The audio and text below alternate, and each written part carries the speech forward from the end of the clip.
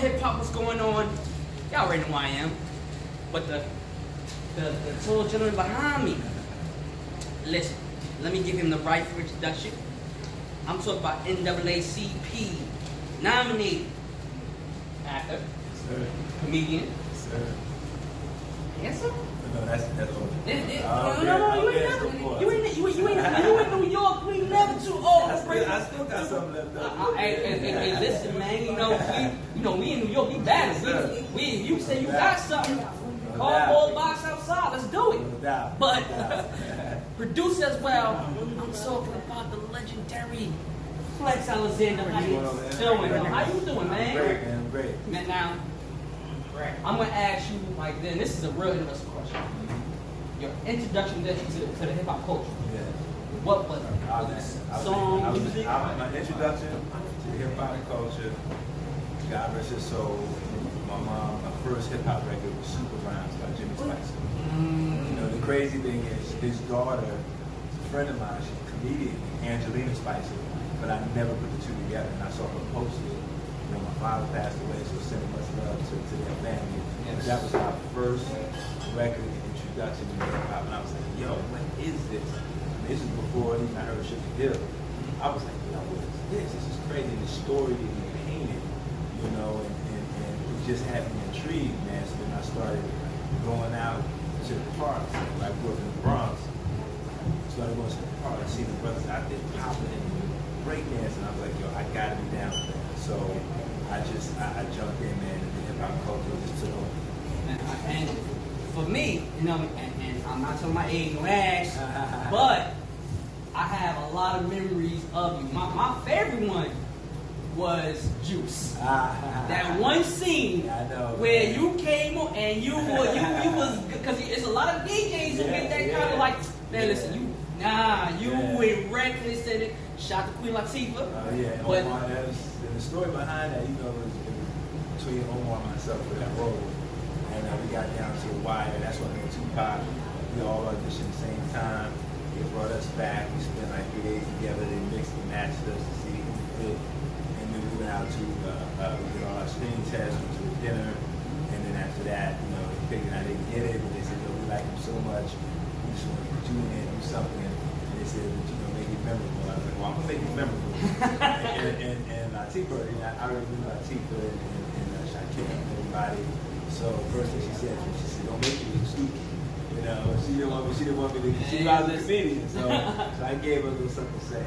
I got a lot of family in that movie. Like, I mean, my uncle, cool DJ Red Alert. Oh, yeah. And that's like one of the scenes I always tell them, like, have me roll. It's just because, you know, back in my DJ days, you know, I tried to get played once or twice. And for all y'all who did, y'all see what it is right now. But you have, I mean, like, it's not so many hip-hop legends who can have, say they had as much longevity as you have. Yeah, man.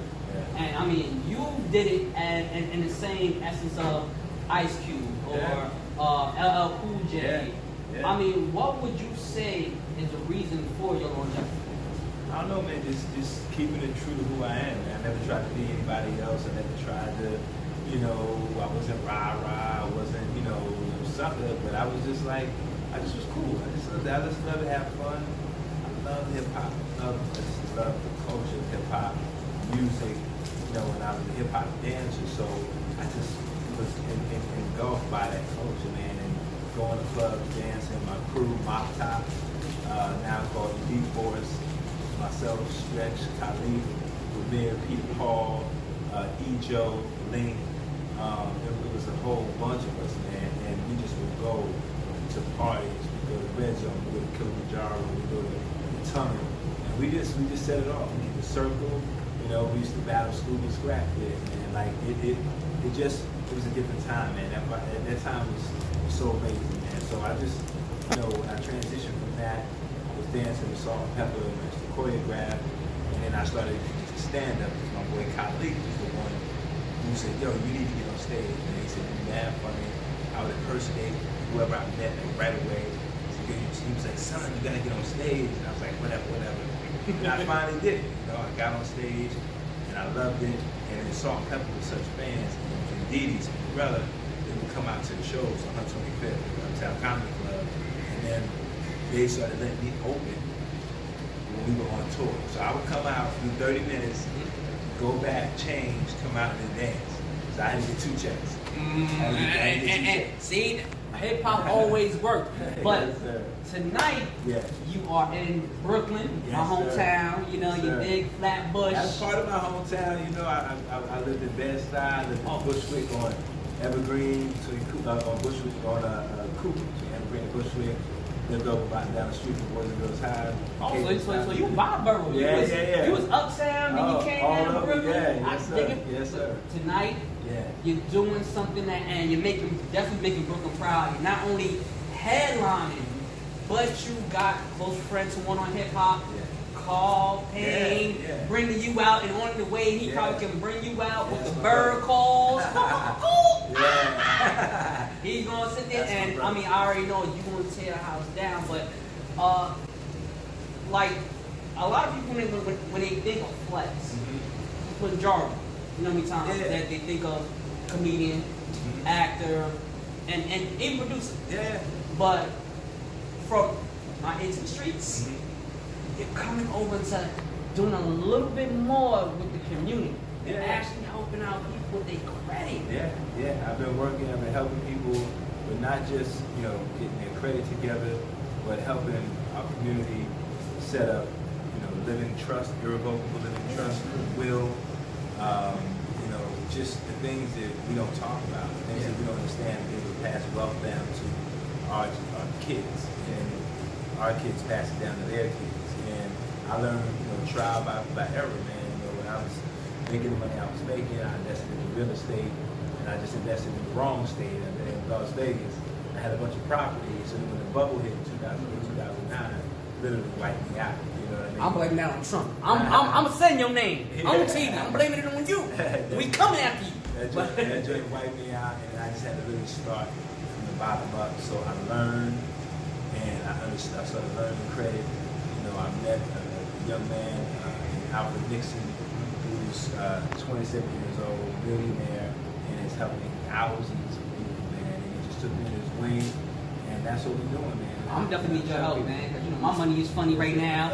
You know I'm hustling, I'm getting these interviews left and right, but you know these advertisers don't want to act right, so you know I need to make sure that you know my son got a couple of things he can hold on to and say, my daddy did this. I want my kids like Michael Jackson kids, just chilling like, he living in the pose. No doubt. No doubt. And speaking of Michael Jackson, I know you hear this a lot. I'm gonna say, I enjoyed the movie. I enjoyed the movie. I did. I'm a big Michael Jackson fan, but I did enjoy the movie. But, you know, people don't realize that you are an actor. You know, and you do your best to, you know, give the best. I tell people hit me up. See, when I did that movie, there was no such thing as social media. So I did that joint, so I was like, okay, cool, I'm safe. But when social media came out, Cass was tagging me like, you gonna burn in hell. How the hell you doing that? And at first I got mad, but I said, you know what? I'm just gonna embrace it. I'm like, yo, it was for what it was. You know, they hit me up. I was like, listen, feed my family, take this $175,000, or you know, be prideful. I think I'm gonna take that $175,000 and do this joint. I'll be all right. But it was fun, man. They just didn't, you know, production. They told me they had the original music, all this stuff, and all that didn't turn out to be true. So I joke about it now. I joke about the ashy makeup. I joke about all that. So here's a question I definitely got for you. Any person behind the scenes, in front of the camera, when it comes to hip hop, who would you love to play? If you had to pick anybody. That's tough, man. Well, I'm taller than the majority of all of it, so you know, probably the one closest to my height would be Big Daddy Kane, man. I can see it. Yeah, that's my boy. I can see it. You know, you have to grow back. You know, you have to grow it back real quick, and you can see how you influence me a little bit. But Kane, or if you go back in history of hip hop, probably T the Rock. Really? Yeah, T the Rock. It's yours. We the last interview we had with Carl Payne, he said he would love to play Nas. And I was like, wow, that's not bad. But that's dope. That wouldn't be bad. But I was curious about who you would love to play like. Yeah, it's tough for me because I'm tall. I mean, hell, it was tough for me playing Michael Jackson. I'm 6'4". I can see you doing that. got him behind. I can see. I mean, you now, see. I would have told. I would have. No, my man Derek Luke, that's my brother. He killed it. But I know I fit right in because I know Diddy. We party together. We used to drive out to Howard to his parties. He made sure, man, he was like, y'all come make this joint live. And he did his party in the red zone.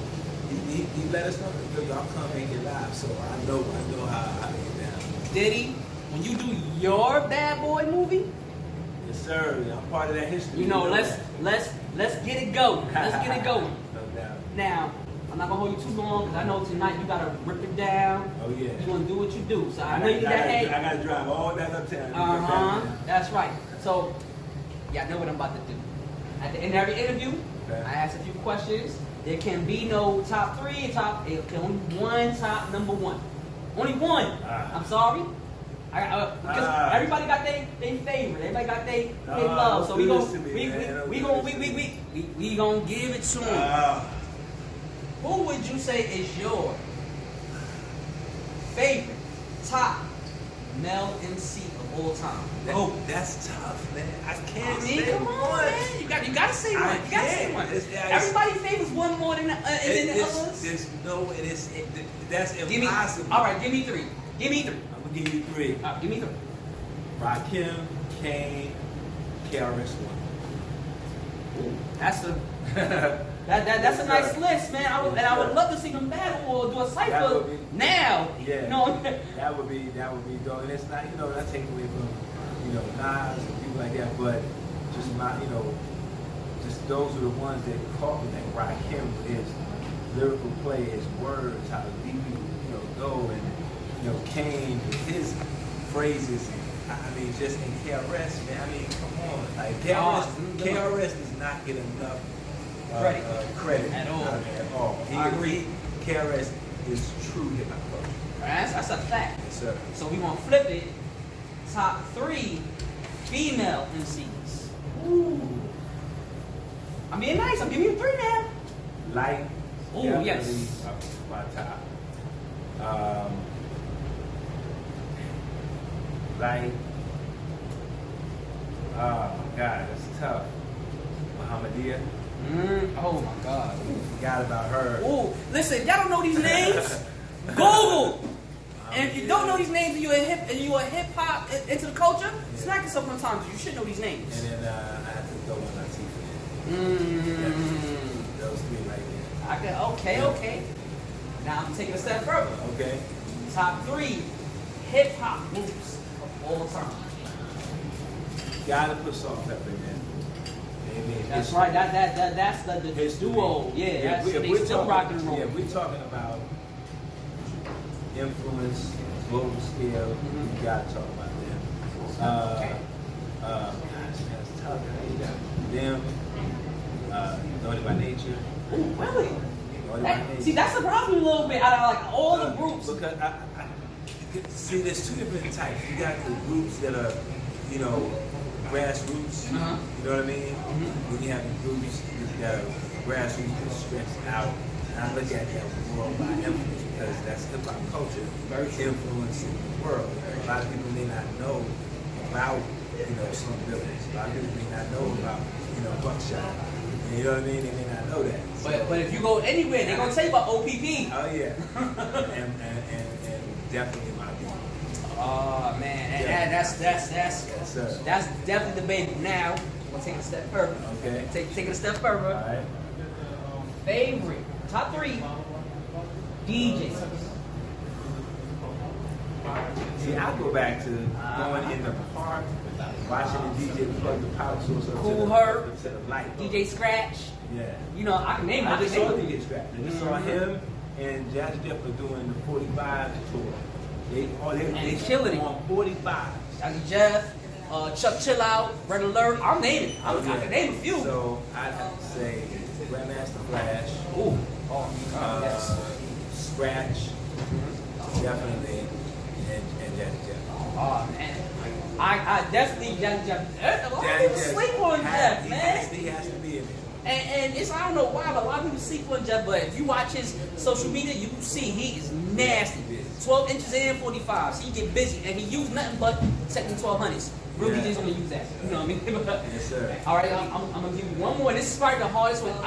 When I interviewed Cool DJ Red Alert, he had the hardest time answering this question. Okay, all right. He answered it, but he had the absolute hardest time. So, Okay. and I love this one. Alright. Because I know you've been in the game for so long, it's just gonna be like, I know your mind on fry. All right. Top, either one or top 3 freestyles of all time. Tell me his face is blank. I know his face is blank. I know his face is blank. Big Daddy Kane. Big Daddy Kane's freestyle when he was when he came out with Bismarck, his first record, that was a freestyle. Okay. That's the Kane in the flesh. You know something fresh. So you Okay. know that I was riding Big Okay. That was a freestyle. Okay. So Okay. him, probably Treacherous Street. Their battle against Treacherous Street against I forget the other ones. I can't remember. Probably Treacherous 3, and then another freestyle. I don't know if he wrote it though, but live from the barbecue? What's the joint? Nas and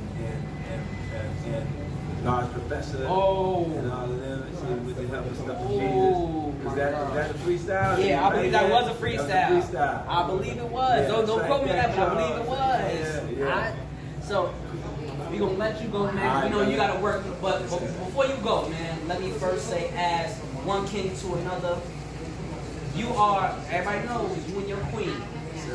Y'all, how many years? 20 in February. 20 years. Yeah, 2020 is going to Now, be 20. they throw a lot on the black love. They throw a lot at us, but you guys have shown and been that example.